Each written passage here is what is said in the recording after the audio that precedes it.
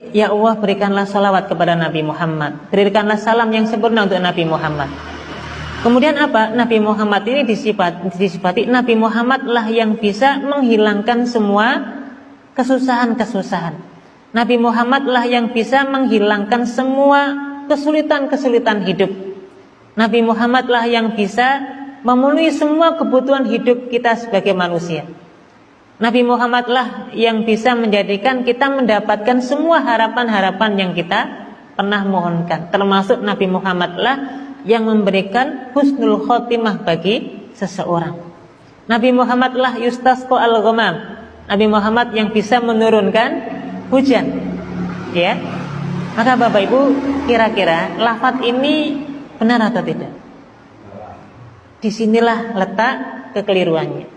Kalau Anda mengatakan bahwa sholawat nariyah itu syirik, berarti Anda menuduh banyak ulama yang terjerumus dalam kesyirikan. Bahkan Syekh Mufti Mesir yang bernama Syekh Ali Jum'ah, itu beliau pernah menukil bahwa beliau mendapatkan sanad sholawat nariyah ini dari guru beliau yang bernama Syekh Abdullah Al-Ghummar sampai pengarang sholawat nariyah, yaitu Syekh Ahmad At-Tazi Al-Maghrib atau Maruku. Jadi intinya sholawat nariyah itu sholawat yang dikarang oleh ulama Maghrib, ulama Maroko yang sangat masyhur ketauhidannya. Bagaimana mungkin seorang ulama masyhur ketauhidannya bisa terjerumus dalam kesyirikan? Kan lucu. Bahkan Mufti Mesir sekaligus Syekh Ali Jum'ah pun pengamal. Di Indonesia jutaan para ulama mengamalkan sholawat nariyah. Jadi begini, kalau orang yang mengatakan sholawat nariyah itu syirik, satu, karena mereka menganggap bahwa para pengamal dianggap tidak mengerti prinsip-prinsip tauhid.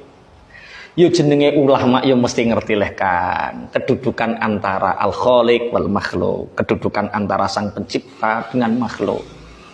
Allah sang pemberi manfaat dan madarat, Rasulullah adalah orang yang mulia yang kita takzimkan. Jadi orang yang mengamalkan sholawat nariyah tidak mungkin menganggap Rasulullah sebagai Tuhan. Catat itu satu. Yang kedua, pengarangnya seakan-akan ceroboh.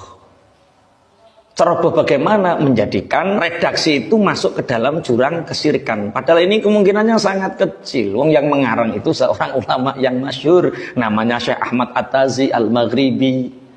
Bagaimana mungkin seorang ulama yang kemasyhuran tauhidnya dipertanyakan redaksinya yang salah?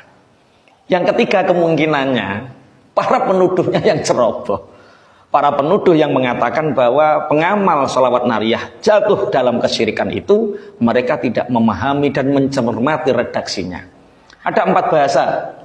Jadi sholawat nariyah itu seperti ini: Allahumma sholli sholatan kamilatau wa salim salaman taman ala sayyidina Muhammadinil ladzi tanhallu bihil uqadu.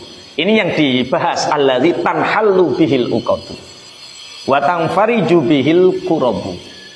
Yang ketiga wa tuqadha bihil hawaiju. Yang keempat wa tunalu bihir raghaibu.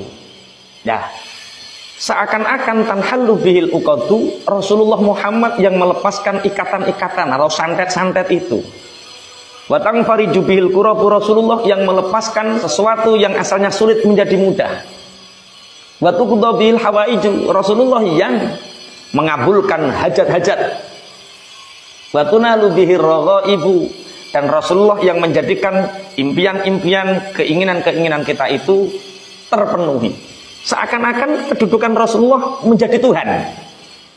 Ini kamu harus belajar sorop lagi kan, kalau memahaminya seperti itu. Belajar sorop dari Padangan itu ada, Amsalatu Tasrifiyah dari Jombang itu ada, kitab-kitab yang dasar lah. Coba kita pahami satu persatu bahasanya ya, biar tidak salah paham. Yang pertama, tanhallu bihil uqadu. Tanhallu itu fi'il mudhari' Kang, fi'il mudhari' sing anut wazan ing fa'ala yang fa'ilu. In halla yanhallu. Lah, wazan in fa'ala itu punya faedah limutawa'atil fi'li, punya faedah dampak dari sebuah pekerjaan yang sudah terjadi. Contoh, Kasartu az-zujaja fankasarot. Kasartu az-zujaja, aku memecahkan kaca, fankasarot, maka pecahlah kaca itu. Pelaku kasartu itu fa'ilnya itu tuh saya. Ingkasarot itu dampak.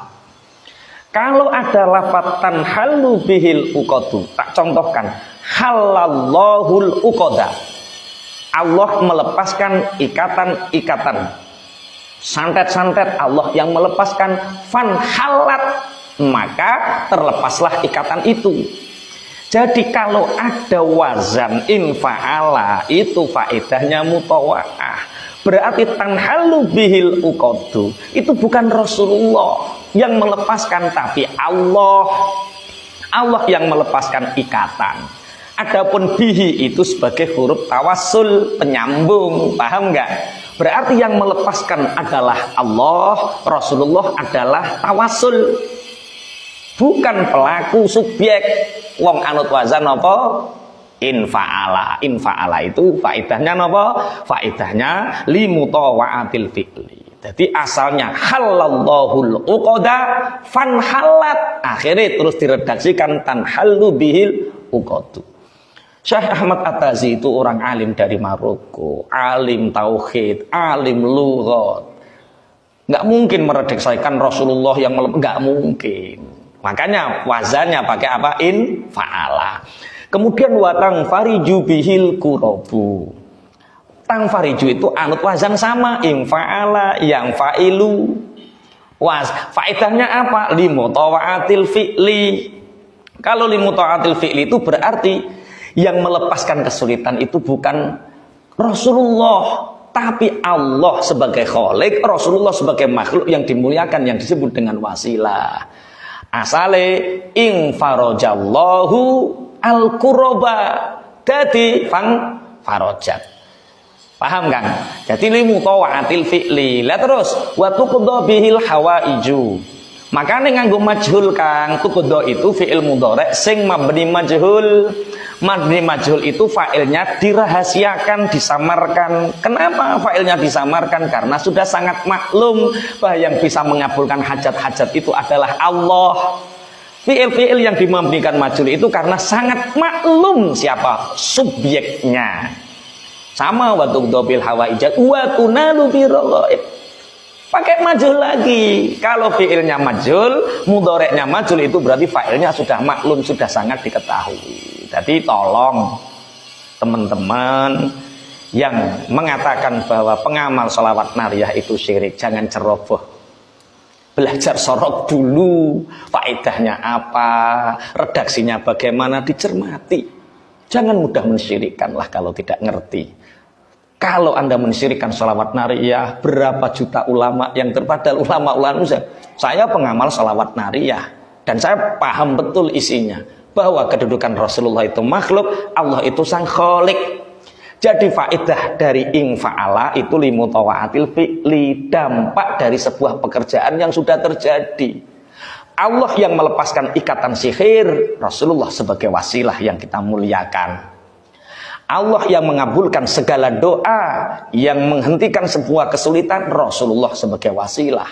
Jadi gini, teman-teman yang mensyirikkan sholawat nariyah harus memahami bahwa bahasa Indonesia dan bahasa Arab itu memiliki logika khas yang berbeda. Masing-masing punya logika khasnya. Makanya menerjemahkan bahasa Arab ke dalam bahasa Indonesia tanpa memahami bentuk bakunya akan melahirkan pemahaman yang salah.